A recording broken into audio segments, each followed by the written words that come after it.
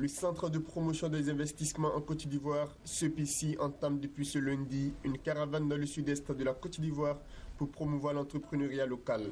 L'objectif est d'insuffler un nouveau dynamisme au développement de cette partie du pays.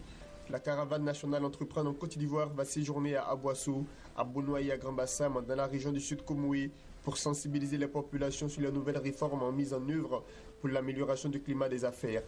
Véritable occasion pour vulgariser les services du CEPICI, que sont la création d'entreprises, les avantages du code des investissements et la recherche de partenariats. Les petites et moyennes entreprises veulent prendre une part active dans la marche économique de la Côte d'Ivoire. Leur ambition, atteindre 40% du produit intérieur brut ivoirien. C'est ce qui ressort de l'Assemblée générale de la Confédération générale des PME en Côte d'Ivoire, tenue le samedi dernier. Pour ce faire, un appel a été lancé à l'endroit du gouvernement, les invitant à améliorer davantage le climat des affaires au niveau du secteur des PME.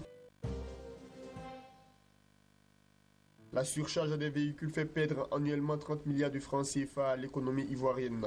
C'est ce qu'a déclaré Célestin Karamoko, chargé d'études, péage et puisage au Fonds d'entretien routier, lors du deuxième numéro du Club Mobilité. Une plateforme multiservice d'information sur les routes et les transports mise en œuvre par ActuRoute. Les stations de paysage d'Aloko à la sortie d'Abidjan, d'Anyama, de Bonoua, de Divo, de Yamoussoukro et de Wongolodougou devraient mettre fin à ce problème.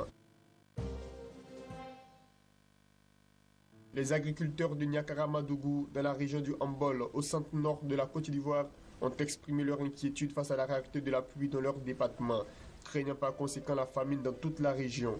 Après les durs mois de labour, les agriculteurs de Niakaramadougou n'attendaient que les premières pluies pour entamer les semis de la première décade fixée du 1er au 10 juin, mais en vain.